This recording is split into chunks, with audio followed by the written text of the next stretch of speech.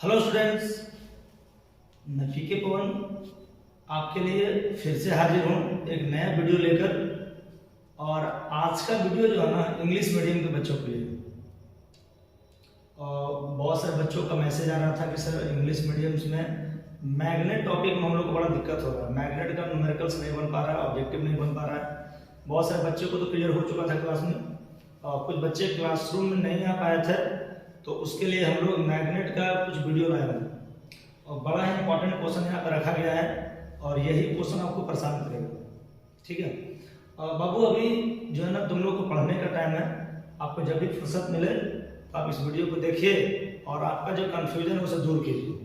कभी भी अपने पर्सनल प्रॉब्लम्स को एजुकेशनल प्रॉब्लम में आने मत देना। प्रॉब्लम्स तो हमेशा आते रहते हैं, लेकिन हम लोग को लगे रहना है और बोर्ड एग्जाम तक तो एकदम मस्त रूप से लगे रहना है कि नहीं। और देखो भाई, तुम लोग के लिए सबसे पहला क्वेश्चन क्या है तो कि डायमेंशंस ऑफ परमेबिलिटी। तो परमेबिलिटी का डायमेंशन क्या होगा देखो कैसे निकालेंगे इसको। देखो सबसे पहले तो हम लोग एक फार्मूला का यूज करेंगे, और फार्मूला होता है dB is equal to μ0 by 4 pi I dl sine theta by r square, ठीक है। ये फार्मूला होता है हम लोग का, और ये फार्मूला बायो सावर्ट ने दिया था, है कि नहीं। बायो सावर्ट का ये फार्मूला है, और यहीं से हम लोग चाहेंगे ना तो हम लोग μ0 का वैल्यू निकाल सकते हैं। देख लो μ0 इज इक्वल टू कितना आ जाएगा, ये हो जाएगा आपका dB इंटू 4 पाई r स्क्वायर, और देख लो ध्यान दो इंपॉर्टेंट है बाबू, और बाई कितना I dl साइन थीटा। देख लो अगर हम क्रॉस मल्टीप्लिकेशन करेंगे ना तो ये दोनों जो है टर्म इसके साथ मल्टीप्लाई हो जाएगा, और बाकी ये टर्म जो है ना I dl साइन थीटा इधर आके डिवाइड हो जाएगा। और यहाँ से हम चाहेंगे ना तो μ0 का यूनिट निकाल सकते हैं। देख लो अगर हम इसका यूनिट की बात करेंगे ना μ0 का, ये μ0 का फार्मूला होगा, ध्यान दो। यहाँ से इसका अगर हम यूनिट निकालेंगे ना ऐसा यूनिट, तो इसका यूनिट आ जाएगा बाबू, और dB क्या है मैग्नेटिक फील्ड है। मैग्नेटिक फील्ड की यूनिट टेस्ला। देखो ये हो जाएगा टेस्ला, और पाई 4 पाई का तो यूनिट होगा नहीं, r स्क्वायर का हो जाएगा metre square, tesla metre square by I का एम्पियर, और dl का हो जाएगा मीटर, और इनटू साइन थीटा का कोई यूनिट होता नहीं। अब यहाँ देखो मीटर से मीटर कैंसिल हो गया, बच गया टेस्ला मीटर बाई कितना एम्पियर। ये हो गया परमेबिलिटी का यूनिट हो गया, है नहीं। और बाबू इसी यूनिट के हेल्प से हम लोग डायमेंशन निकाल सकते हैं। और अगर हमको इसका डायमेंशन चाहिए, देख लो अगर हमको μ0 का डायमेंशन चाहिए, कैसे निकालेंगे बाबू। सबसे पहले हमको टेस्ला का डायमेंशन निकालना है। टेस्ला क्या है, मैग्नेटिक फील्ड का यूनिट है। देखो मैग्नेटिक फील्ड के लिए अगर बात किया जाता है ना, तो मैग्नेटिक फील्ड के लिए देखो हम लोग फार्मूला यूज करते हैं Fm is equal to Q we sine theta, है कि नहीं। यहाँ से फील्ड निकालेंगे तो Fm बाई क्यू भी हो जाएगा। अगर हम इसका यूनिट निकालेंगे ना टेस्ला का, तो कितना हो जाएगा, देखो यहाँ से हो जाएगा B बराबर, देखो यहीं पे लिख देते हैं B बराबर Fm बाई क्यू भी, और बाबू Fm का होता है न्यूटन, और Q का कूलम, और V का होता है मीटर पर सेकंड, यानी newton coulomb newton second by coulomb metre हो जाएगा टेस्ला का, है नहीं। देख लो टेस्ला का यूनिट हो जाएगा newton second by coulomb metre, है ना। तो इसको यहाँ पर हम पुट कर देंगे पहले। देखो डायमेंशन तो बाद में निकालेंगे, पहले यूनिट क्लियर कर लेते हैं। तो हो जाएगा newton second by coulomb metre, देख लो इनटू मीटर बाई कितना एम्पियर। देखो मीटर से मीटर भी कैंसिल हो गया। अब यहाँ से तुम डायमेंशनल फार्मूला निकाल सकते हो। देख लो अगर हमको इसका डायमेंशन चाहिए, देखो कितना होगा, ध्यान दो। देखो इसको तो हम इरेज कर दे रहे हैं, newton second by coulomb metre हमको मिल चुका है। अगर हमको इसका डायमेंशन चाहिए ना, तो न्यूटन का हो जाएगा ml t-2, और सेकंड का हो जाएगा t, और बाई कूलम का हो जाएगा 80, और एम्पियर का हो जाएगा a। ये हमारा हो गया इसका डायमेंशनल फार्मूला। अगर इसको तुम कैलकुलेट करोगे तो कितना हो जाएगा, देखो ये हो जाएगा ml और t-1, और एक t यहाँ से जाएगा। देखो यहाँ से t से t भी कैंसिल हो गया, तो हम क्या करते हैं ml t-2, और इनटू देखो यहाँ पे डबल ए है, तो ये आपका हो जाएगा a स्क्वायर माइनस 2। तो बाबू ये इसका डायमेंशनल फार्मूला हो जाएगा ml2 ml t माइनस 2 और a माइनस 2। बताओ ml t minus 2 a minus 2 कौन है सर? a। तो वो परमेबिलिटी का जो डायमेंशन होगा ना उसको हम लिख सकते हैं ml t minus 2 a minus 2। बिल्कुल सिंपल है। देखो हम लोग यूज करेंगे बायो-सावर्ट लॉ का, और बायो-सावर्ट लॉ से पहले म्यू नॉट का फॉर्मूला निकालेंगे, और म्यू नॉट का फॉर्मूला निकालने के बाद हम लोग इसका यूनिट निकाल लेंगे। टेस्ला मीटर पर एम्पीयर होता है, और टेस्ला को newton second by coulomb metre लिख सकते हैं। और सुन लो, और ये मीटर पहले से था, एम्पीयर पहले से था, मीटर से मीटर कैंसिल हो जाएगा, यहाँ पे न्यूटन का डायमेंशन ml t माइनस 2 हो जाएगा, और सेकंड का हो जाएगा t, और सुनो कूलम का हो जाएगा 80 और एम्पीयर का a हो जाएगा। बाबू यहाँ से बहुत सारा टर्म कैंसिल हो गया, हमारा रियल आंसर आ गया ml t minus 2 a minus 2। थोड़ा सा बड़ा कैलकुलेशन है, लेकिन आपको कंफ्यूजन नहीं होना चाहिए। कंफ्यूजन होगा तो हम लोग बार बार कंफ्यूज होते रहेंगे, है कि नहीं? ये क्वेश्चंस बार बार आते रहे। अब देखो क्या कहता है क्वेश्चन, क्या कह रहा है सेकंड क्वेश्चन में देखते हैं, ध्यान दीजिए। अब सेकंड क्वेश्चन कहता है कि the number of turns in A moving coil galvanometer is increased it's sensitivity. देखो बाबू, सेंसिटिविटी के लिए हम लोग जो फार्मूला है ना, देख लो यूज करते हैं NBA by C into I। देख लो ये जो है ना सेंसिटिविटी हो गया, और बराबर कितना हो गया NBA बाई कितना C। ठीक है, ये फार्मूला होता है। देख लो ये हो गया सेंसिटिविटी, और ये हो गया आपका number of turn, magnetic field area. अब देखो, अब कहता है कि the number of turns of a moving coil galvanometer is increased. बाबू अगर n को इंक्रीज करेंगे, देख लो n को अगर हम इंक्रीज करते हैं तो जैसे ही n को इंक्रीज करेंगे ना, तो हमारा जो, देख लो हमारा जो सेंसिटिविटी है, देख लो यही होता है सेंसिटिविटी। n को इंक्रीज करने पर देखो n को अगर हम इंक्रीज करेंगे ना तो हमारा सेंसिटिविटी भी इंक्रीज कर जाएगा, है कि नहीं? और हमारा आंसर कौन आएगा? ए, यानी दूसरा का आंसर ये हो जाएगा। देख लो ना, जैसे ये हमारा फार्मूला हो गया, यहाँ से बाई आई करेंगे तो थीटा बाई आई कहलाता है सेंसिटिविटी। और सेंसिटिविटी के केस में अगर हम नंबर ऑफ टर्न को इंक्रीज करेंगे तो हमारा ये भी इंक्रीज हो जाएगा, है कि नहीं? तो हमारा रियल आंसर कौन होगा? ये हो जाएगा। अब चलो देखो ये क्वेश्चन क्या है, देखिएगा ये भी क्वेश्चन बड़ा इंपॉर्टेंट है, इसको समझते हैं, देखते हैं कैसे बनता है बाबू। देखो इसमें क्या कर रहा है ना कि Laurent force is given by, सबको पता होगा लॉरेंट फोर्स जो है, लॉरेंट फोर्स क्या होता है? देखो लॉरेंट फोर्स का फार्मूला क्या होता है? लॉरेंट फोर्स का फार्मूला होता है FL = Fe plus Fm, electric force plus magnetic force, दोनों का कंबाइंड, दोनों का जो है ना ऐड होता है, दोनों का जोड़ होता है कि नहीं? अब जब इलेक्ट्रिक और मैग्नेटिक फोर्स को ऐड करते हैं तो हमको मिलता है लॉरेंट फोर्स। अब बाबू इलेक्ट्रिक फोर्स का फार्मूला होता है QE, और मैग्नेटिक फोर्स का फार्मूला होता है Q × V क्रॉस B। तो बाबू यहाँ से अगर Q को हम कॉमन लेते हैं तो हमारा आंसर कौन आ जाएगा? बताओ, ये हो जाएगा Q × E plus V cross B। देखो आंसर हो जाएगा D। यहाँ से हम Q कॉमन लेंगे तो हो जाएगा E plus V cross B। देख लो यही हमारा आंसर होगा, यानी लॉरेंट फोर्स का फार्मूला होता है E plus V cross B। बिल्कुल सिंपल है। देखिए अगर आप कंसेप्चुअली सबको बनाते जाते हो तो फिर कोई प्रॉब्लम नहीं आएगा, है कि नहीं? आपको रटना नहीं है, बिकॉज बहुत सारे क्वेश्चंस ऐसे भी होता है ना जो कंसेप्चुअल पूछ देता है, भाई कैसे आंसर होगा। आप जब तक उसको नहीं जानिएगा तो फिर मजा नहीं आएगा। आप उसको एक एक करके समझिए, एक एक क्वेश्चंस को डील कीजिए, और अभी का काम ही है, अभी जो टाइम बच गया ना इसमें आप प्रैक्टिस कीजिए, क्वेश्चन प्रैक्टिस कीजिए। क्वेश्चन प्रैक्टिस करने से फायदा क्या होगा ना कि सारा फार्मूला आपको रिकॉल हो जाएगा। अब आपको जब सारा फार्मूला रिकॉल हो गया, जब सब कुछ फार्मूला वगैरह सब याद हो गया तो फिर अपने आप पेपर आपका अच्छा जाएगा, है कि नहीं? अब देखो, अब फोर्थ नंबर क्वेश्चन क्या करता है कि according to Biot Savart law magnetic field at a point due to a current carrying element depends upon distance of the point charge element. ध्यान दो, अगर कोई करंट कैरिंग एलिमेंट है तो करंट कैरिंग एलिमेंट के लिए बायो-सावर्ट लॉ हम पढ़े थे, याद करो। फार्मूला होता है करंट कैरिंग एलिमेंट के लिए dV बराबर μ0/4 और I dl sin theta by कितना r²। देख लो उधर तुमको दिख नहीं रहा होगा, थोड़ा सा इसको और इधर करते हैं। देखो ये हमारा फार्मूला होता है। अब बताओ बाबू, जो मैग्नेटिक फील्ड है according to Biot Savart law magnetic field कौन है? यहाँ पे dV है।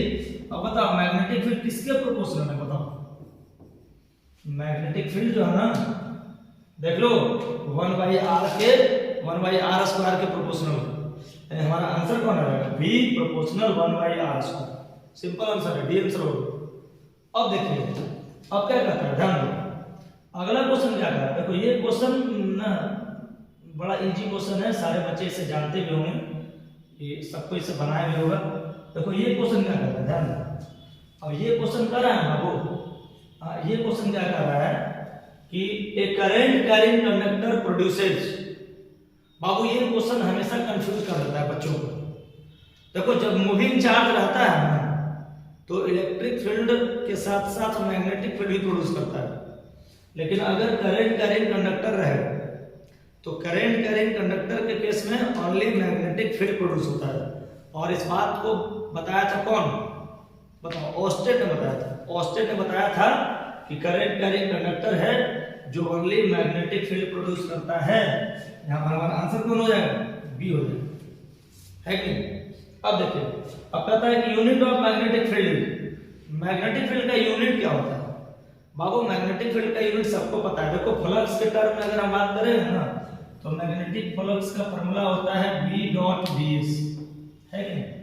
देख लो B.ds होता है मैग्नेटिक फ्लक्स का फॉर्मूला। ये मान लो d फाई है। अब बताओ, अब यहाँ से इसका यूनिट क्या हो जाएगा? वेबर होता है। मैग्नेट देखो B का फॉर्मूला यहाँ से अगर हम यूनिट निकालेंगे तो इसका हो जाता है वेबर। और बाबू फील्ड का तो हमको निकालना ही था, ds का क्या हो जाएगा? Metre square. तो यहाँ से कितना हो जाएगा? इसको डिवाइड करेंगे हम लोग, यानी हमारा आंसर कौन आ जाएगा? वेबर पर मीटर स्क्वायर। देख लो मैग्नेटिक फील्ड का जो यूनिट है ना वेबर पर मीटर स्क्वायर आ जाएगा। ये फ्लक्स के टर्म में होता है। मैग्नेटिक फील्ड का ऐसा यूनिट होता है टेस्ला, और सीरियस यूनिट होता है गॉस। और बाबू टेस्ला बड़ा होता है गॉस से, क्योंकि ऐसा यूनिट बड़ा होता है सीरियस से। और अगर बात करते हैं मैग्नेटिक फ्लक्स के केस में, इसका फॉर्मूला हो जाएगा क्या?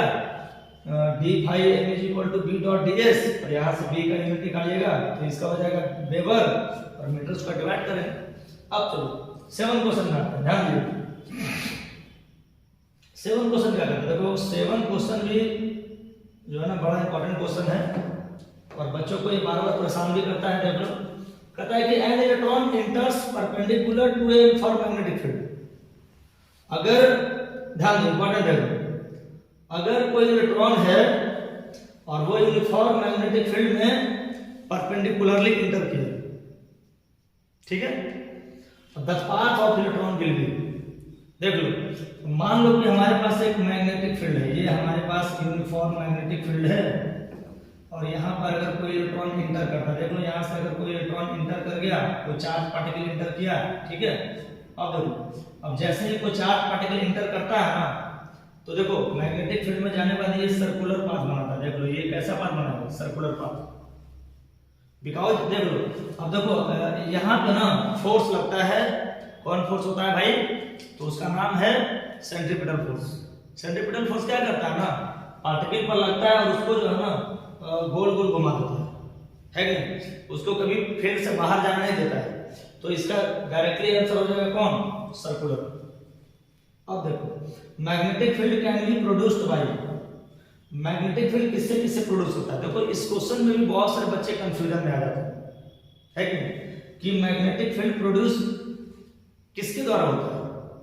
तो बाबू सबसे पहले तो मूविंग चार्ज है अगर कहीं पर, तो वहां पर मैग्नेटिक फील्ड प्रोड्यूस होगा। देख लो अगर मूविंग चार्ज है, देखो मूविंग चार्ज का मतलब क्या होता है? देखो जैसे अगर कोई चार्ज मूव कर रहा है, इसका मतलब है कि करंट प्रोड्यूस होगा, है कि नहीं? मूविंग चार्ज करंट प्रोड्यूस करता है, तो भाई मूविंग चार्ज के लिए तो मैग्नेटिक फील्ड प्रोड्यूस होगा ही। एकदम क्लियर हो गया। अब देखो वेरिंग इलेक्ट्रिक फील्ड है भाई, इलेक्ट्रिक फील्ड अगर वेरिंग हो जाएगा ना तब भी मैग्नेटिक फील्ड प्रोड्यूस होता है भाई। ये जो है ना मैक्सवेल ने बताया था, मैक्सवेल का एक इक्वेशन था डिस्प्लेसमेंट करंट, हमको फार्मूला मिला था डिस्प्लेसमेंट करंट का। तो उन्होंने क्या बताया था ना कि अगर मैग्नेटिक फील्ड, सुनो, इलेक्ट्रिक फील्ड अगर वेरी कर रहा है, समझ रहा हो ना, अगर वेरिंग इलेक्ट्रिक फील्ड है तो वेरिंग इलेक्ट्रिक फील्ड में भी मैग्नेटिक फील्ड प्रोड्यूस होता है। क्लियर? तो देखो हमारा आंसर कौन है? सी। बहुत सारे बच्चे इसका आंसर देते हैं ए, लेकिन आपका रियल आंसर हो जाएगा सी। आप इसको एकदम समझ के बुझ के इसको मारिए। और ये जो है ना वेरिंग इलेक्ट्रिक फील्ड और मूविंग चार्ज ओनली दोनों जो है ना आपका मैग्नेटिक फील्ड प्रोड्यूस करता है। क्लियर? अब देखो 9 क्वेश्चन क्या कहता है, सुनोगे 9 क्वेश्चन में कह रहा है ना कि ए particle of mass m and charge q inter and inform magnetic field b perpendicularly. देख लो बाबू, एक पार्टिकल जो है जिसका मास m है और चार्ज q है और वो मैग्नेटिक फील्ड में इंटर कर गया। बिल्कुल सिंपल क्वेश्चन है कि नहीं? तो मैग्नेटिक फील्ड में जब इंटर कर गया ना तो रेडियस क्या होगा उसका? देखो रेडियस के लिए सिंपल फार्मूला होता है mv/qb। ठीक है, अगर कोई चार्ज पार्टिकल मैग्नेटिक फील्ड में परपेंडिकुलरली इंटर करता है तो वो सर्कुलर पाथ बनाता है और उसका रेडियस जो है ना mv/qb हो जाएगा। तो बाबू आंसर कौन होगा? डी। अब देखो अगला क्वेश्चन क्या कर रहा है, एन इलेक्ट्रॉन चार्ज दिया हुआ E travels with constant velocity v parallel to homogeneous magnetic field B, the force acting on the electron will B.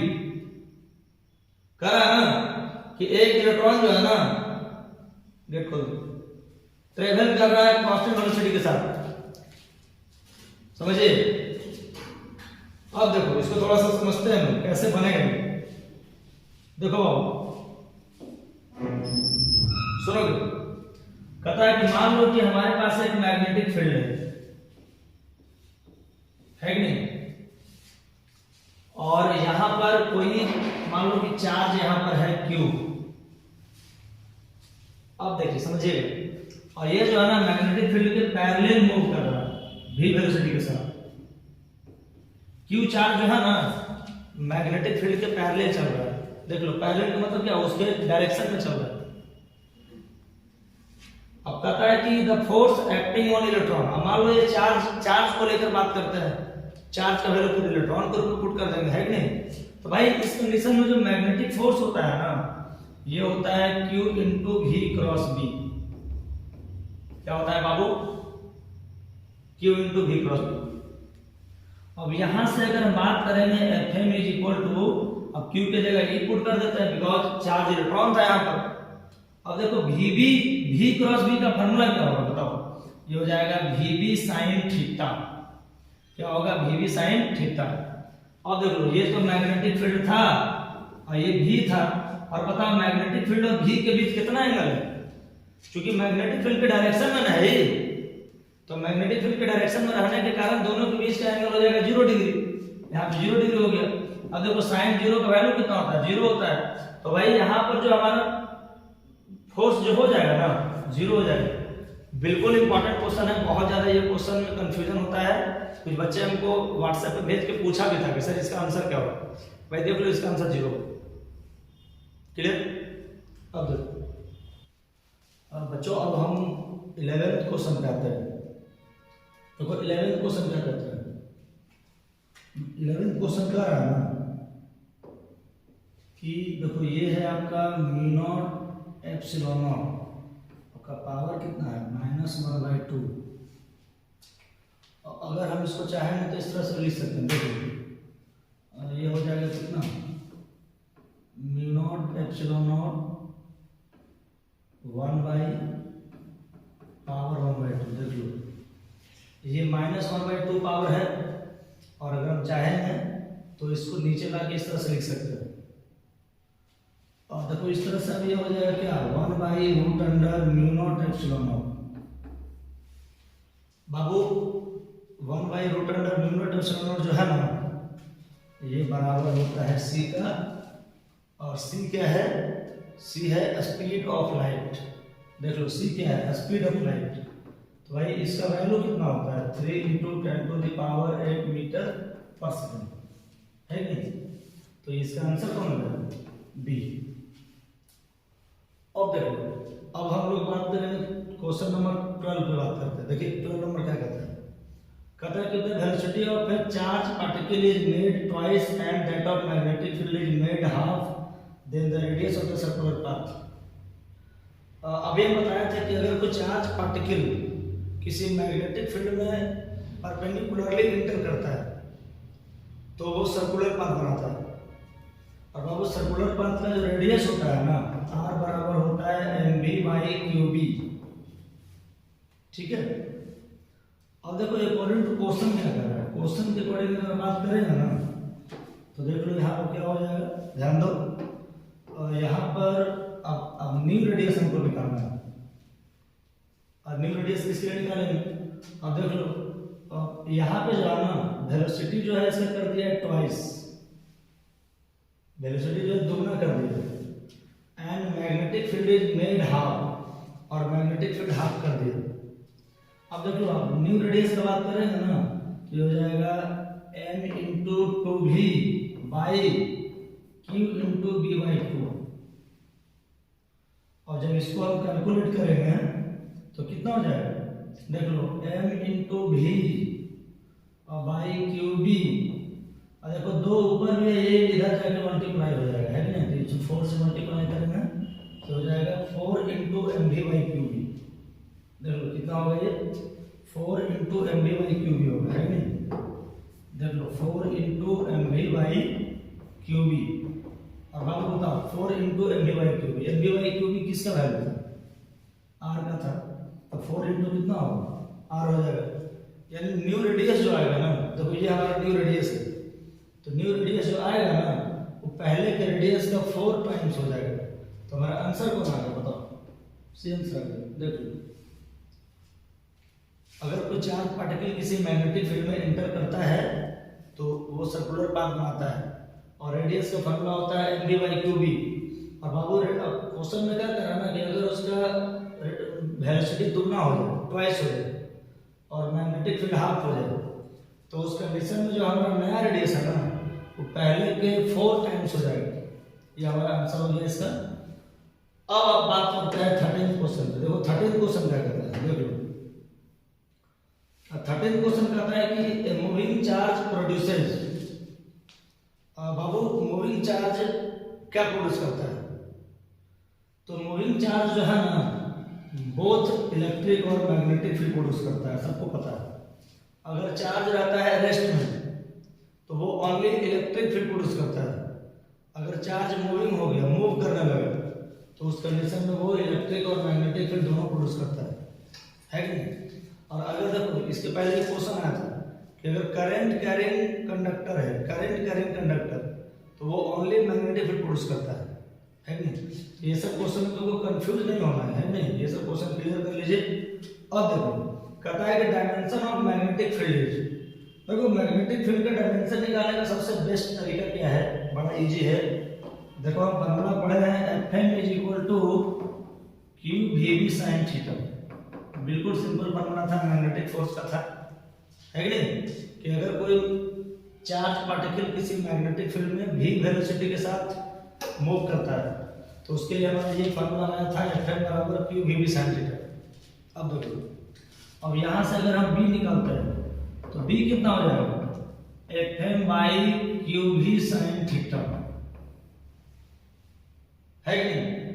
अब देखो Fm जो है ना, Fm क्या है, फोर्स है। फोर्स का यूनिट क्या होगा, न्यूटन। और चार्ज का होता है कूलम, और v का होता है मीटर पर सेकंड, यानी newton by coulomb into metre पर सेकंड होता है कि नहीं। अब देखो अब यहाँ से हम इसको कैसे सॉल्व करेंगे, ये हो जाएगा आपका newton second by coulomb metre, है कि नहीं। हमको इसका डायमेंशन निकालना है। देख लो डायमेंशन क्या निकलेगा, देख लो ध्यान दो। तो इसका डायमेंशन हो जाएगा न्यूटन का mL/t-2, और सेकेंड का हो जाएगा t, और बाई कूलम का हो जाएगा 80, और मीटर का l हो जाएगा, है कि नहीं। देख लो अब देख लो इसके बाद क्या होगा, देख लो ध्यान दो। अब देखो और यहाँ से जो इसका डायमेंशन आ गया ना, t से t कैंसिल हो गया, l से l कैंसिल, यानी हमारा आंसर कितना आएगा, mt-2 a-1। यही है आपके मैग्नेटिक फील्ड का डायमेंशन। देख लो mt-2 a-1, है कि नहीं। अब देखो अब कहीं कहीं ना एक जगह i भी लिखते हैं, ये कितना हो जाएगा, देख लो ये हो जाएगा mt-2 i-1, ये भी आंसर हो सकता है। अब देखो मैच करो कौन सा आंसर मैच कर रहा है, देख लो mt-2 i-1, देख लो mt-2 i-1 किसमें है, mt-2 i-1, देख लो ये आपका ऑप्शन नंबर ए है। तो जब भी हमको मैग्नेटिक फील्ड का डायमेंशन निकालना है, यूनिट निकालना है, ठीक है। देखो ये तो इसका यूनिट आ गया, और इसी को हम टेस्ला भी बोलते हैं, इस यूनिट को हम कहते क्या है? टेस्ला।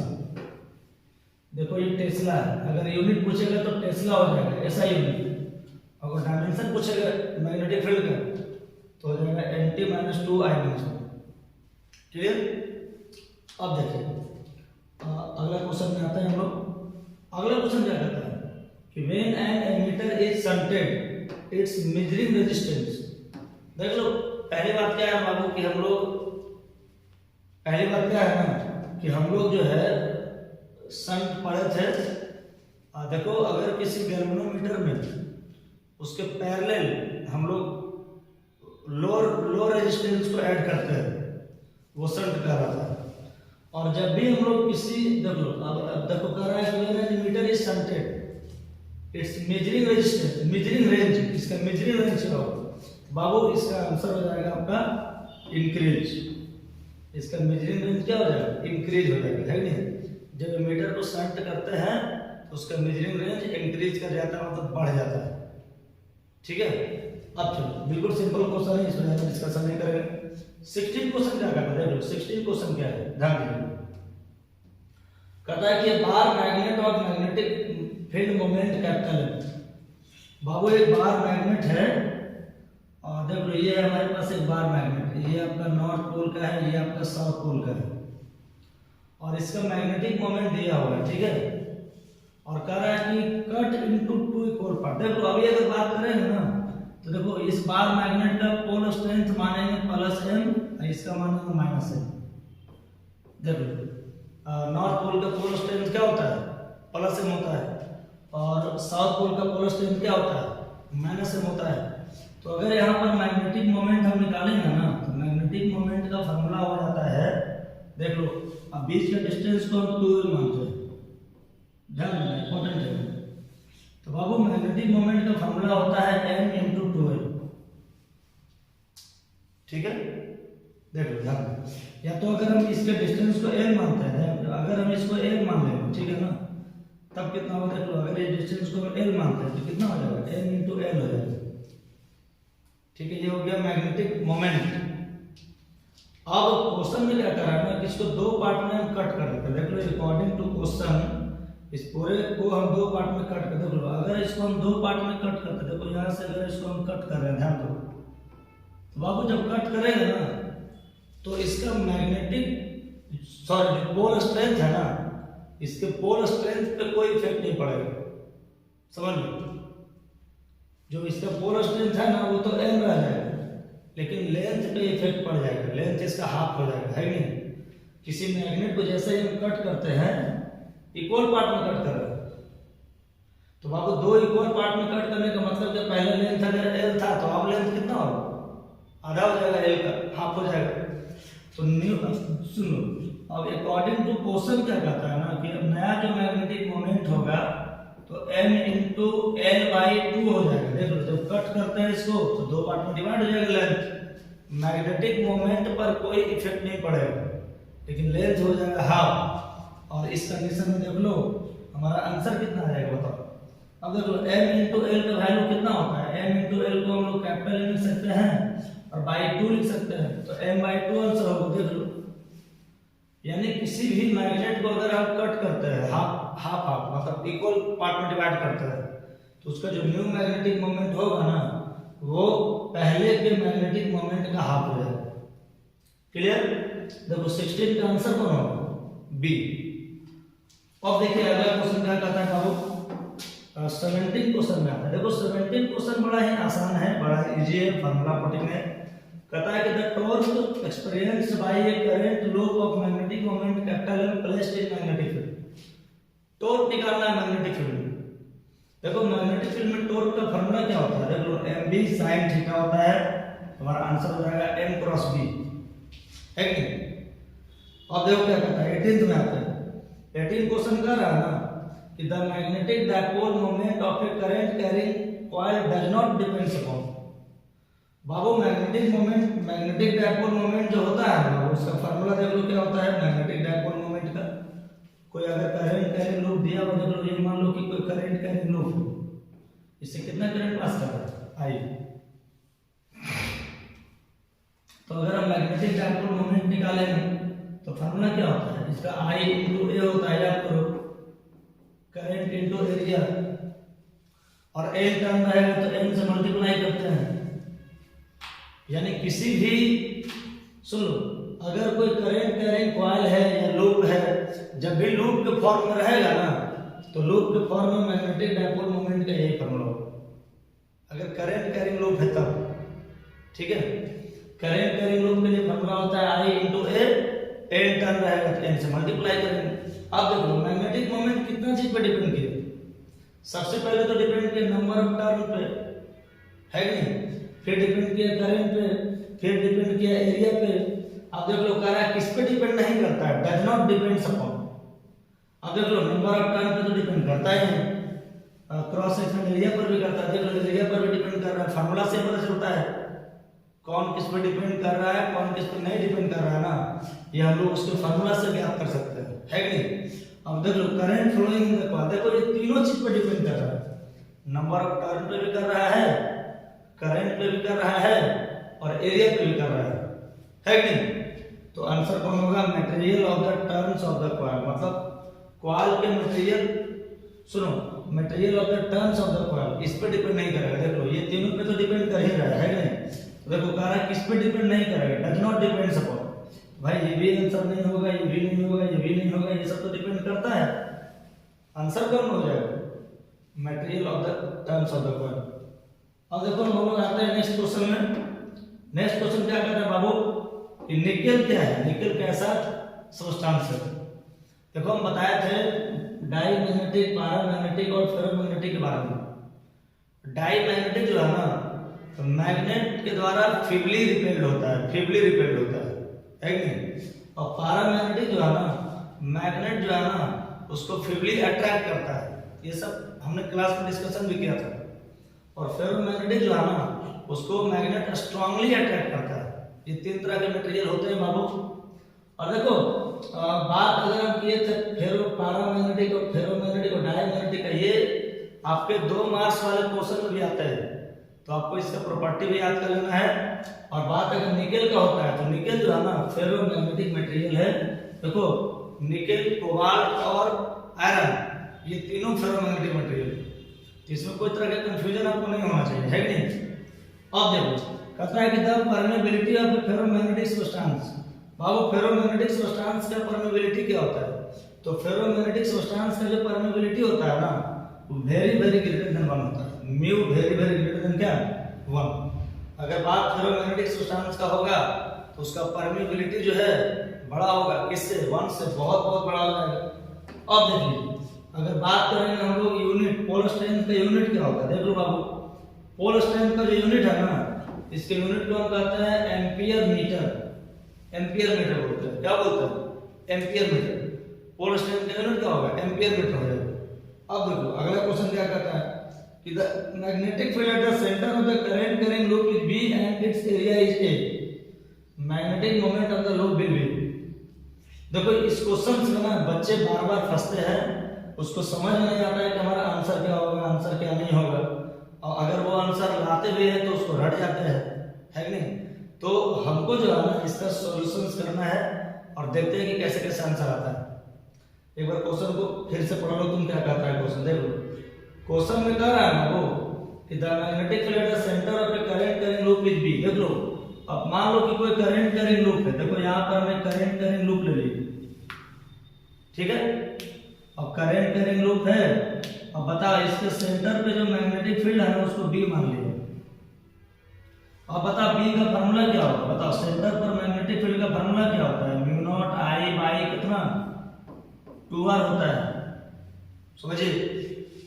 सेंटर पे अगर कोई करंट कैरिंग लूप है या करंट कैरिंग कॉइल है तो उसके सेंटर पे मैग्नेटिक फील्ड का फार्मूला होता है mu naught I by 2R। क्या होगा बाबू, mu naught I by 2R। अब यहां से तुम चाहोगे ना तो अब देखो यहां से हम करंट का वैल्यू निकाल सकते हैं। करंट इज इक्वल टू होता है, ये हो जाएगा 2BR बाई म्यू नॉट। क्या हो जाएगा, 2BR बाई म्यू नॉट, है कि नहीं। अब देखो हमको निकालना क्या है, हमको निकालना है मैग्नेटिक मोमेंट। देख लो अब अगर इस सर्कुलर लूप का एरिया निकालना चाहिएगा ना, तो इसका एरिया भी निकाल सकते हैं हम लोग। देखो इस सर्कुलर लूप का एरिया अगर हमको निकालना है, इसका एरिया कितना होगा बताओ। देखो इसका एरिया का फॉर्मूला हो जाएगा A = पाई आर स्क्वायर, है कि नहीं। देख लो इसका अगर हम एरिया निकालेंगे ना, एरिया कितना हो जाएगा A = पाई आर स्क्वायर। चलो इसका एरिया हो गया A = पाई आर स्क्वायर। और अगर हम चाहेंगे तो यहाँ से आर स्क्वायर बराबर A बाई पाई लिख सकते हैं, है कि नहीं। और r बराबर कितना हो जाएगा √A बाई पाई। यहाँ से देखो √A और बाई कितना √पाई हो जाएगा। ये देखो यहाँ तक तुमको समझ में आ गया हो, देख लो एक बार। अब क्या करता है ना कि मैग्नेटिक मोमेंट क्या होगा, मैग्नेटिक मोमेंट हमको निकालना है। बस यहीं पे थोड़ा सा कंफ्यूजन हो जाता है बच्चों को। मैग्नेटिक मोमेंट अभी हमने बताया था कि अगर कोई सर्कुलर लूप है तो सर्कुलर लूप के केस में मैग्नेटिक मोमेंट का फॉर्मूला होता है I × A। क्या होता है बाबू I × A। तो उसी फॉर्मूला पर अगर इसको हम अगर ब्रेक करते हैं, देख लो मैग्नेटिक मोमेंट हो जाता है I × कितना A। अब देखो I का वैल्यू तो हम निकाल लिए। देख लो I बराबर जो आया था इसका वैल्यू कितना आया था, ध्यान दो इधर। I बराबर जो था ना, देखो तुमको दिखाते हैं I बराबर कितना है। देख लो I बराबर आया है 2br/μ0 और A बराबर आया है पाई आर स्क्वायर और आर स्क्वायर बराबर आ गया A बाई पाई, है कि नहीं। तो I का वैल्यू यहाँ पर पुट करो डायरेक्टली। तो जब I का वैल्यू यहाँ पुट करते हैं तो कितना आता है 2br/μ0 इंटू A का वैल्यू कितना आता है। देख लो एरिया तो पाई आर स्क्वायर है ना, है कि नहीं। तो एरिया का वैल्यू यहाँ लिख दो पाई आर स्क्वायर। अब देखो हमारा आंसर जो है ना बाबू, आंसर किसमें दे रहा है। देख लो आंसर दे रहा है A के टर्म में, है ना। देखिए अगर आंसर की बात करते हैं ना तो आंसर देखो सब A के टर्म में। देख लो A के टर्म में आंसर है, मतलब R के टर्म में आंसर नहीं होगा। जब भी मेरा आंसर आएगा तो A के टर्म में आएगा, है नहीं। अब A के टर्म में आंसर आएगा तो क्या करेंगे, सारे R वाले टर्म को A में क्या कीजिए, R वाले टर्म को A में कन्वर्ट कर दीजिए, है कि नहीं।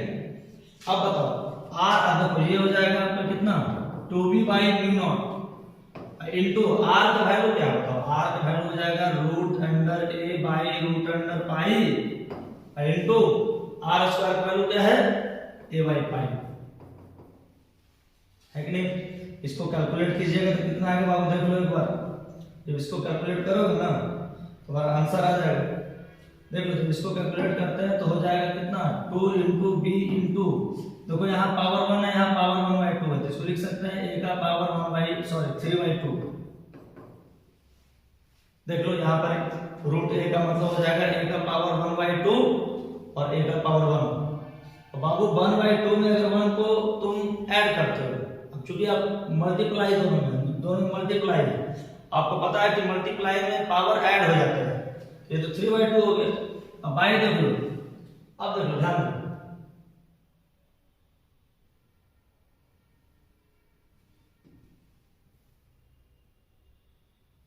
देख लो यहाँ से। अब ये कितना हो जाएगा, अब ये हो जाएगा आपका μ0, ठीक है ना। और μ0 इंटू कितना हो जाएगा, देखो यहाँ पे आंसर में कुछ कंफ्यूजन आ रहा है ना, कहीं ना कहीं पे आंसर कुछ गलत हो रहा है। देख लो हाँ देखो गलत कहाँ पे हो, यहाँ पे पाई आर स्क्वायर था ना। देख लो यहाँ पर क्या था पाई आर स्क्वायर, तो पाई आर स्क्वायर था तो हम क्या करेंगे इसको देख लीजिएगा, ध्यान दीजिएगा थोड़ा सा। देखो ये हो जाएगा 2br/μ0, ये तो हो गया 2br का वैल्यू कितना है, r का वैल्यू हो गया √A/√पाई, यहाँ पुट करेंगे और इंटू पाई आर स्क्वायर था, तो पाई से मल्टीप्लाई करेंगे और आर स्क्वायर का वैल्यू कितना है A by pi, A by pi से मल्टीप्लाई करेंगे, है नहीं। तो पाई से पाई तो कैंसिल हो जाएगा। अब कितना बचा 2b A का पावर 1/3/2 इंटू कितना √पाई। अब बाबू यही हमारा आंसर होगा। देख लो 2b इंटू A का पावर 3/2 बाई कितना μ0 इंटू √पाई। अब देखते हैं कि ये ऑप्शंस है कि नहीं, अब है कि नहीं। देख लो ये ऑप्शंस हमारे 2b कितना था 2b A का पावर 3/2 इंटू μ0 √पाई, यानी हमारा आंसर कौन है डी आंसर। देख लो बड़ा ही क्वेश्चन सिंपल था, ज्यादा हार्ड नहीं था। हम लोग करते क्या है फिर से एक बार देख लो कि अगर कोई मैग्नेटिक लूप है ना, करंट कैरिंग कॉइल है, तो उसका अगर मैग्नेटिक फील्ड दिया हुआ सेंटर का, तो सेंटर का मैग्नेटिक फील्ड निकालेंगे μ0I/2r, सबको पता होगा। और यहाँ से हम लोग r का वैल्यू निकाल लिए, सॉरी I का वैल्यू निकाल लिए। और जब I निकल गया, एरिया हमको पता है, एरिया कितना होता है पाई r स्क्वायर। अब यहाँ से हम लोग r स्क्वायर का वैल्यू निकाल लिए और फिर r का वैल्यू निकाल लिए, और देख लो इसको इस तरह से लिख देंगे और फार्मूला लगाएंगे m = I × a। I का वैल्यू पुट करो, IA का वैल्यू पुट करो, और बाकी जो है ना R के टर्म जो आ रहा है ना, सारे R के टर्म को A में कन्वर्ट कर दो, तो हमारा आंसर आ जाएगा, है नहीं? तो हमारा आंसर कौन होगा बाबू? D। अब देखिए, अब क्वेश्चन क्या कर रहा है?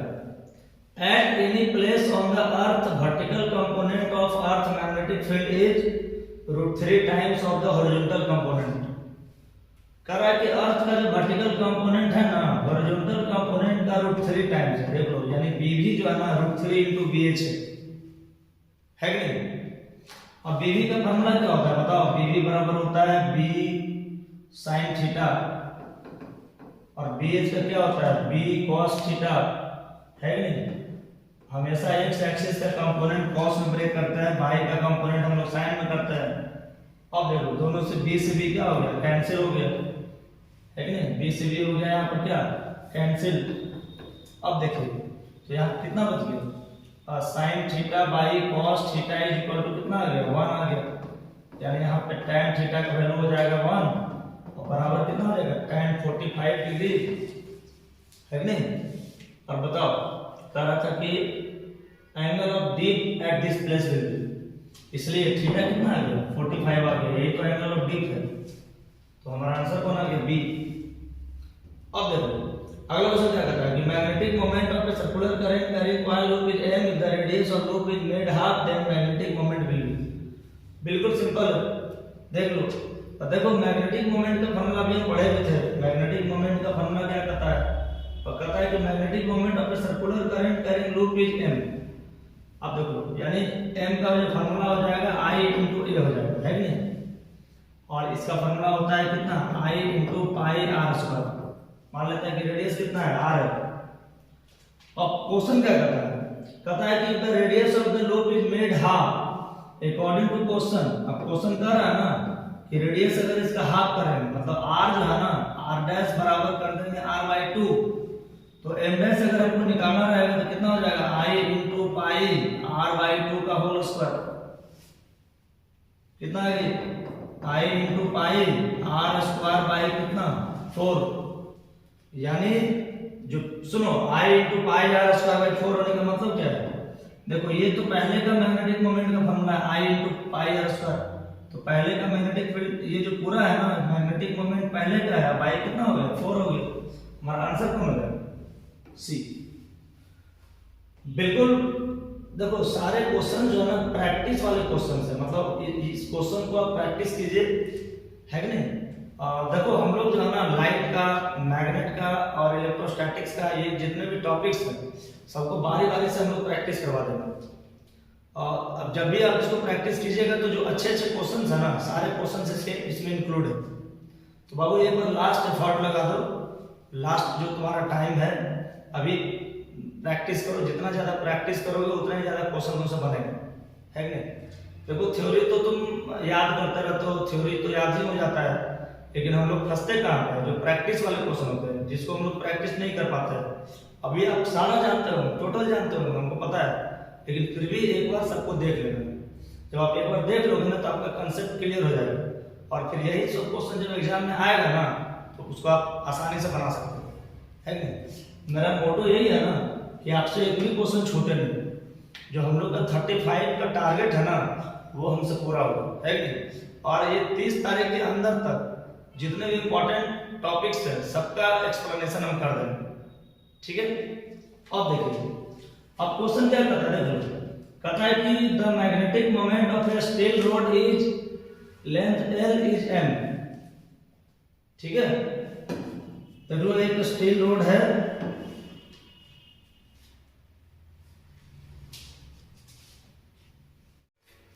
अब बाबू ये हमारा है 25 नंबर क्वेश्चन। और ये क्वेश्चन क्या कहता है देखो, और कहता है ना कि एक स्टील रोड है जिसका लेंथ एल है। देखो ये हम पहले एक स्टील रोड बनाते हैं, मान लो कि ये एक स्टील रोड है कि नहीं, और इसका स्टील रोड का लेंथ कितना है, एल है। चलिए ध्यान दीजिए, अब कह रहा है कि इसका मैग्नेटिक मोमेंट एम है। देख लो, आपको पता है कि मैग्नेट के फॉर्मेशन में है, एम के फॉर्मेशन में है, ये हो जाएगा प्लस एम और ये हो जाएगा माइनस एम। तो इसका अगर मैग्नेटिक मोमेंट निकालेंगे तो एम बराबर कितना होगा, एम इंटू कैपिटल एल है नहीं, इसका लेंथ दिया हुआ है कैपिटल एल। ये तो हमारा इक्वेशन फर्स्ट हो गया। अब क्वेश्चन में क्या करता है देखो, अब क्वेश्चन में कह रहा है ना कि it is bend into a semi circle. अगर इसको हम सेमी सर्किल में बेंड करते, देख लो अकॉर्डिंग टू क्वेश्चन इसको पूरे को हम सेमी सर्किल में बेंड करते हैं। देख लो ये एक सेमी सर्किल है, अब पूरे रोड को हम सेमी सर्किल में बेंड कर दिए, इसका नॉर्थ पोल हो गया, ये इसका साउथ पोल हो गया है कि नहीं। यहाँ पर मैग्नेटिक मोमेंट m और साउथ का मैग्नेटिक मोमेंट कितना माइनस m। देखो ये पूरा डिस्टेंस, देखो ये सेंटर हो गया, तो पूरा डिस्टेंस का अगर बात करेंगे ना तो ये हो जाएगा 2r। देखो सेंटर से लेकर डिस्टेंस r और r होता है तो 2r हो जाएगा। मतलब कि अगर देखो पहले तो l लेंथ था, अब इसको सेमी सर्किल में बेंड कर दिए, तो देखो मैग्नेट को जब सेमी सर्किल में बेंड कीजिएगा तो बेंड करने पर ये नॉर्थ हो जाएगा, ये साउथ, और दोनों का देखो अब सेमी सर्किल रेडियस उसका कितना हो जाएगा, r हो जाएगा। तो पूरा जो इसका डायमीटर है ना वो 2r हो गया है कि नहीं। अब देखो डायमीटर मिल गया बाबू। अब यहाँ से अगर हम मैग्नेटिक मोमेंट निकालेंगे ना, न्यू मैग्नेटिक मोमेंट, तो न्यू मैग्नेटिक मोमेंट को m डैश मान लेते हैं। तो न्यू मैग्नेटिक मोमेंट जो होता है ना बाबू, ये आपका फार्मूला हो जाता है कितना, चलो देखो एक बार पहले न्यू मैग्नेटिक मोमेंट निकालने से पहले हम एक चीज और निकाल लेते हैं। तो बाबू जब एल लेंथ का वायर था और उसको सेमी सर्किल में कन्वर्ट कर चुके हैं, तो बाबू एल जो है ना बराबर हो जाएगा किसका, 2πr है कि नहीं। सेमी सर्किल का लेंथ हो जाता है आपका 2πr/2। देख लो ये एल हो जाएगा 2πr क्या 2 हो जाएगा है कि नहीं। 2πr तो सर्किल का होता है सर्कमफेरेंस, और सेमी सर्किल की बात करेंगे तो 2πr/2 हो जाएगा। अब यहाँ से 2 से 2 डिवाइड हो गया, तो यानी r का वैल्यू कितना आ गया बताओ, r का वैल्यू आ जाएगा l/π। देख लो r कितना आ गया, r आ गया l/ कितना पाई। देख लो ये हम लोग जो क्वेश्चन का सॉल्यूशन कर रहे हैं ना, ये 26 नंबर क्वेश्चन का सॉल्यूशन। देख लो ये है आपका 26 नंबर क्वेश्चन का सॉल्यूशन, ठीक है, सॉरी 25 नंबर का। देख लो ये 25 नंबर है, इसी का हम सॉल्यूशन करने वाले हैं। तो अब देखो बाबू ये r का वैल्यू तो निकल गया। अब अगर हमको मैग्नेटिक मोमेंट निकालना है, इस केस के लिए magnetic moment, new magnetic moment हो जाएगा m डैश। अब बताओ m डैश का फार्मूला क्या होगा, m डैश का फार्मूला हो जाता है m इंटू l, और यहाँ पर सुनो m इंटू l यानी m इंटू और दो पोल स्ट्रेंथ के बीच का डिस्टेंस। अब यहाँ पे दो पोल स्ट्रेंथ के बीच का डिस्टेंस कितना है सेमी सर्किल में, तो दो पोल स्ट्रेंथ के बीच का डिस्टेंस यहाँ पे 2r है। देख लो ये m दोनों का पोल स्ट्रेंथ है, दोनों का डिस्टेंस कितना है 2r। अब हम लोग यहाँ से क्या करेंगे, m इंटू 2 इंटू r का वैल्यू पुट करेंगे। r का वैल्यू कितना है l/π। r तो हम निकाल लिए थे, क्योंकि जब पूरे को हम देखो पहले l लेंथ था, उसको सेमी सर्किल में कन्वर्ट करेंगे तो l हो जाएगा 2πr/2। यहाँ से r निकाल लिए। अब देखिए अब यहाँ से जो है बाबू देख लो हमारा आंसर आ गया यहाँ पे। देखो m into L, m into L किसके बराबर है, m into L capital L के बराबर है कि नहीं। इसको लिख सकते हैं कैपिटल M इंटू देख लो 2 इंटू कैपिटल M/π। ये तो आंसर होगा। देख लो एक बार, देखिए पूरा सॉल्यूशन है यहाँ से लेकर यहाँ तक का, यानी हमारा आंसर कितना आ जाएगा 2m/π। ये क्वेश्चंस भी बच्चों को हमेशा कंफ्यूज करता है। देख लो ये क्वेश्चन तुमको हमेशा कंफ्यूज करेगा, तो इसके कंफ्यूजन को दूर कर लो एक बार, भाई इसका आंसर कितना आएगा, कैसे कैसे आंसर आएगा, है कि नहीं। अगर आप इस क्वेश्चन को बना लेते हो तो आपका कंफ्यूजन खत्म हो जाएगा। अब देखिए अब 26 में क्या कहता है, और कहता है 26 में कि the angle between magnetic meridian and geographic meridian. बता मैग्नेटिक मेरिडियन और ज्योग्राफिक मेरिडियन के बीच के एंगल को कहते क्या है बाबू। मैग्नेटिक मेरिडियन और ज्योग्राफिक मेरिडियन के बीच के एंगल को हम लोग एंगल ऑफ डिक्लिनेशन बोलते हैं। है कि नहीं? ये तो सिंपल क्वेश्चन था, ये इसका आंसर बी हो जाएगा, है कि नहीं? देख लो 25 का आंसर तो हो गया 2m बाई पाई, 25 का हो गया 2m बाई पाई और 26 का कितना हो गया? बी आंसर हो गया। अब देखो 27 में आते हैं। 27 क्या करता है? देख लो, कहता है कि the permeability of the substance is 0.999 then it's nature is. बाबू 0.999 जो होता है ना, वो लेस देन 1 है कि ग्रेटर देन 1 है? बताओ। ये लेस देन 1 है, और लेस देन 1 किसका परमेबिलिटी होता है? डायमैग्नेटिक का, है ना? आपको एक बार ना डायमैग्नेटिक का पारा और फेरो का प्रॉपर्टी जरूर याद करना है, ये सबसे क्वेश्चन बार बार आते हैं। और भाई सुनो, अल्फा बीटा गामा रेज का प्रॉपर्टी जरूर याद करना, इससे भी क्वेश्चंस आते हैं, है कि नहीं? ऑब्जेक्टिव भी आते हैं, सब्जेक्टिव भी आते हैं, 2 मार्क्स वाला भी आते हैं, ठीक है? लॉजिक गेट्स जरूर देखना, लॉजिक गेट से भी क्वेश्चन आ जाते हैं, है कि नहीं? ये सब ऐसे टॉपिक्स है ना जिससे कि बार बार क्वेश्चन आते हैं। मॉड्यूलेशन से भी क्वेश्चन आता है कि नहीं? वो भी देख लेना एक बार, मॉड्यूलेशन क्या होते हैं। और ज्यादा हार्ड नहीं है, बिल्कुल सिंपल है, ठीक है? ये पता ना कि एक थ्योरी बहुत ज्यादा लेंथी थ्योरी है, ये सब लेंथी नहीं है। मैग्नेट्स में अगर आपसे क्वेश्चन बन गया तो फिर मैग्नेट्स का क्वेश्चन बन जाएगा, थ्योरेटिकल क्वेश्चन तो आपसे बन ही जाएगा। तो इसका आंसर कौन होगा? डायमैग्नेटिक। क्यों हुआ डायमैग्नेटिक? क्योंकि इसका जो परमेबिलिटी है 0.999 है, 0.999 से कम होता है। अब जिसका भी परमेबिलिटी 1 से कम हो जाएगा ना, वो आ जाएगा डायमैग्नेटिक, है कि नहीं? अब देखिए, कहता है when the intensity of magnetic field is increased 4 times the time period of suspended magnet needed becomes। देखो सस्पेंडेड मैग्नेट के लिए टाइम पीरियड का फार्मूला क्या होता है? बताओ एक बार। इसके लिए टाइम पीरियड का जो फार्मूला होता है ना, ध्यान दो, इंपॉर्टेंट है। 2 pi root under I by M B. अगर कोई सस्पेंडेड मैग्नेट है तो सस्पेंडेड मैग्नेट के केस में जो टाइम पीरियड होता है ना बाबू, यही फार्मूला होता है। अब कह रहा है कि अब देखो, अब यहाँ पर इसको कैसे बनाते हैं थोड़ा सा देखो, गौर करो, थोड़ा सा देख लो। अब हमको T1 बाई T2 निकालना है। मान लो कि 2 सस्पेंडेड मैग्नेट का टाइम पीरियड निकालना है बाबू, तो हम कैसे निकालेंगे? देख लो, सुनो, इंपॉर्टेंट है इधर। अब अगर हम बात करेंगे ऊपर वाला का, तो 2 pi root under I by M B तो हो ही जाएगा उसका, और बाई नीचे वाला का कितना होगा? 2 pi root under I by M B की जगह कितना हो जाएगा? अब कहता है कि जो मैग्नेटिक मोमेंट है ना, इसको 4 टाइम्स हम बढ़ा दिए, 4 टाइम देख लो, इंक्रीज कर दिए 4 टाइम्स। तो इसके लिए एम बी कितना हो जाएगा? 4 इंटू एम बी हो जाएगा, है नहीं? अब देखो 2 पाई से 2 पाई कैंसिल हो जाएगा, आई से आई कैंसिल, एम बी से एम बी कैंसिल, यानी आंसर कितना आएगा? बताओ, है ना? पहले का कितना हाफ आ जाएगा ना, यानी आपका देख लो, ये ऊपर में कितना आएगा? 1 बाई, नीचे कितना आएगा? 1 बाई 2, यानी कितना हो जाएगा? 2 बाई 1। यहाँ से T1 बाई T2 बराबर कितना आ गया? 2 बाई 1, है ना? 2 बाई कितना आ गया? 1 आ गया। अब देखो, और T2 बराबर कितना हो जाएगा बताओ? यहाँ से अगर T2 निकालोगे ना, तो T2 बराबर आ जाएगा कितना? T1 बाई 2 आ जाएगा। मतलब जो पहले का था ना, उससे हाफ हो जाएगा, है नहीं? अगर सुनो, देखो, हम ये हमारा मेन फार्मूला था T का, T1 बाई T2 कितना आ गया? 2 आ गया, यानी T1 बाई T2 बराबर 2 आ गया। तो यहाँ से अगर हम T2 निकालेंगे ना, तो T1 बाई हाफ आ जाएगा। मतलब इसका आंसर कितना होगा?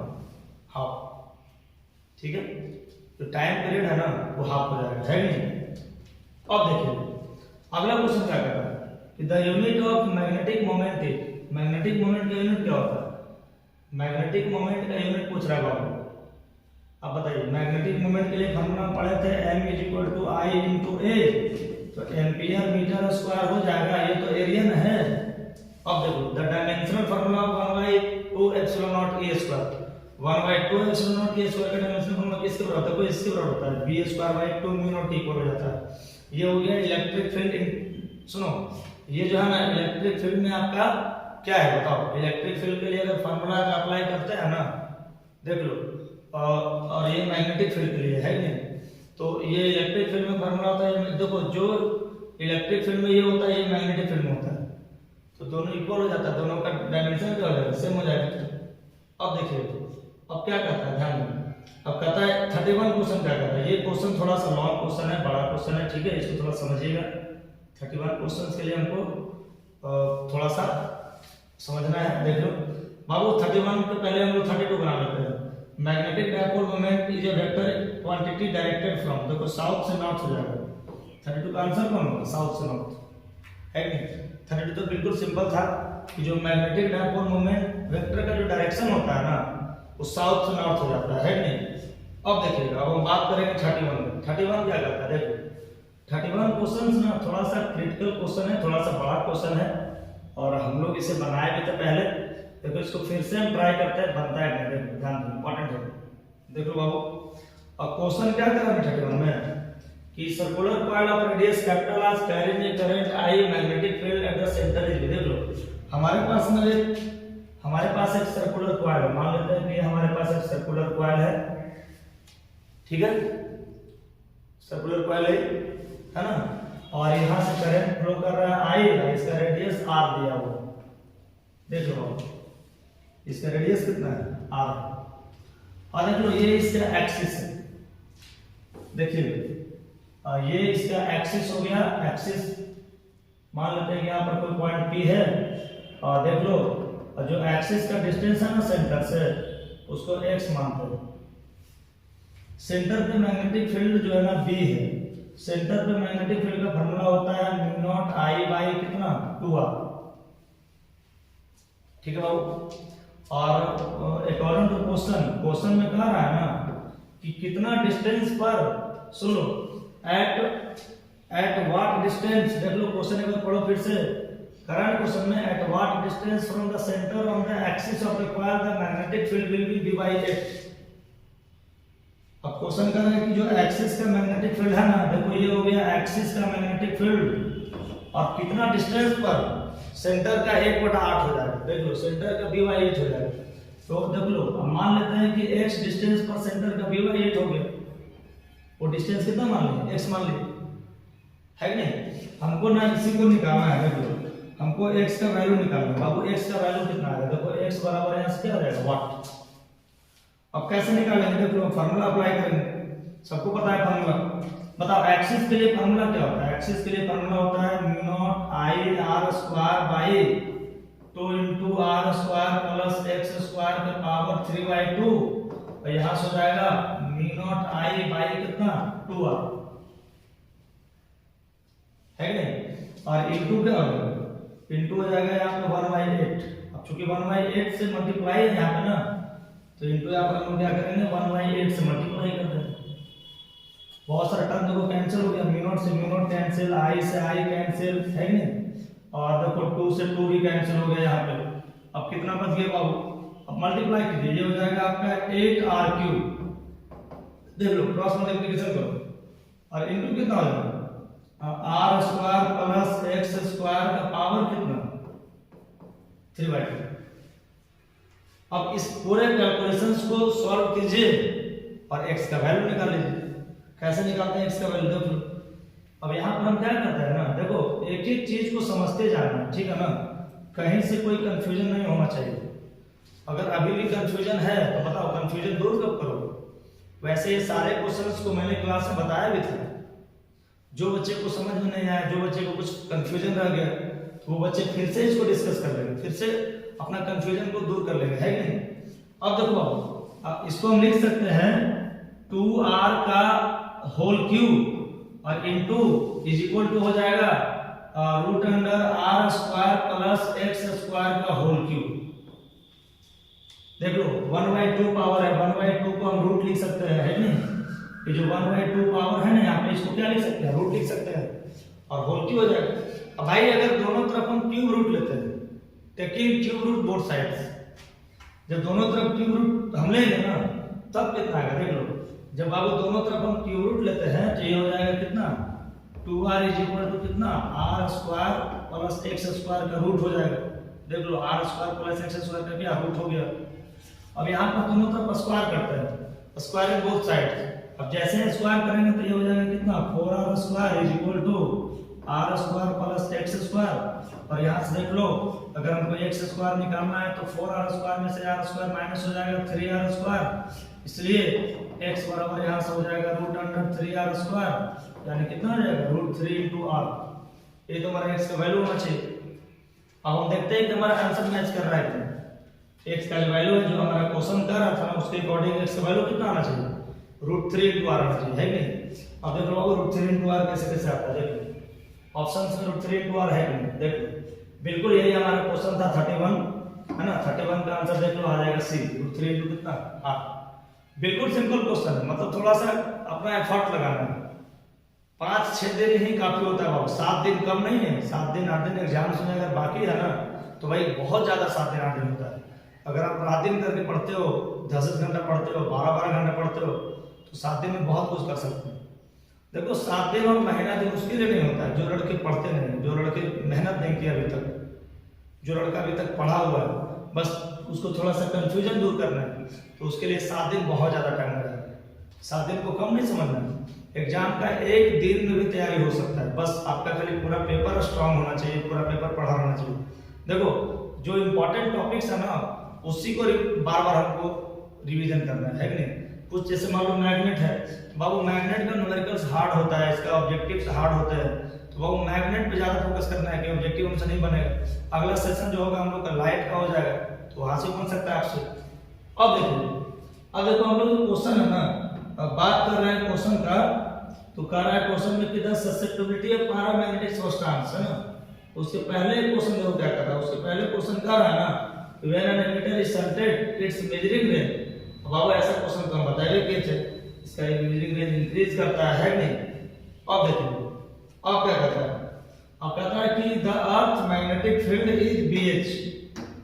अर्थ मैग्नेटिक फील्ड कितना है BH, और if the frequency of oscillation of magnetic needle is n। देख लो फ्रीक्वेंसी ऑफ ऑस्किलेशन पूछ रहा है, इसका आंसर हो जाएगा n² = BH, है कि नहीं। देखो इसके लिए हम लोग फॉर्मूला भी पढ़े हैं। टाइम पीरियड का फॉर्मूला होता है कितना, टाइम पीरियड का होता है 1/2 पाई और root under I/B into MB, और यहीं से तुम फ्रीक्वेंसी निकालोगे, है कि नहीं। सुनो फ्रीक्वेंसी को रिप्रेजेंट किसे करता है, n से करता है। n आपका फ्रीक्वेंसी है। टाइम फ्रीक्वेंसी क्या होता है, n = 1/टाइम पीरियड होता है। तो जब यहाँ से हम फ्रीक्वेंसी निकालेंगे बाबू, तो देखो इसका आंसर थोड़ा सा बच्चे कंफ्यूजन में आ जाते हैं, है कि नहीं। तो अगर यहाँ से फ्रीक्वेंसी निकालेंगे ना तो n हो जाएगा कितना, उलट जाएगा ना 2 पाई रूट अंडर BM/ कितना I। क्योंकि फ्रीक्वेंसी का जो फॉर्मूला होता है n कितना होता है 1/टाइम पीरियड होता है। टाइम पीरियड का तो इतना फॉर्मूला है, तो फ्रीक्वेंसी का तो n हो जाएगा। और बाबू जब इसको स्क्वायर कीजिएगा ना, देखो ये फ्रीक्वेंसी का फॉर्मूला होगा, और जब आप इसको स्क्वायर कीजिएगा ना तो n² कितना हो जाएगा BM हो जाएगा कि नहीं, बताओ BM हो जाएगा ना। मतलब n² जो है प्रोपोर्शनल होगा किसका, B का प्रोपोर्शनल होगा, यानी हमारा आंसर कौन आएगा, B आ जाएगा। सबको पता है ये आंसर में थोड़ा सा कंफ्यूजन होता है, लेकिन आप इसको दूर कर लीजिए कंफ्यूजन को। टाइम पीरियड का ये फॉर्मूला होगा, और n बराबर होता है 1/t, टाइम पीरियड उसका रिवर्स हो जाता है, और यहाँ से n का फॉर्मूला इतना आ जाएगा, है कि नहीं। अब कहता है कि the value of angle of D at the earth magnetic pole, magnetic pole पे D का वैल्यू कितना होता है 90 डिग्री होता है, सबको पता है कि नहीं। अब देखिए अब क्या कहता है, the relation between geometrical length and magnet and magnetic length. Geometrical length और मैग्नेटिक लेंथ के बीच का रिलेशन क्या होगा, ध्यान दो इंपॉर्टेंट है बाबू। ज्योमेट्रिकल लेंथ और मैग्नेटिक लेंथ के बीच आप रिलेशन पढ़े थे, ध्यान दो इंपॉर्टेंट है। देखो इधर देखो ये हमारा मैग्नेट है, ये नॉर्थ पोल होता है, ये साउथ पोल होता है, और बाबू इसको कहते हैं हम लोग मैग्नेटिक लेंथ बोलते हैं, LM बोलते हैं।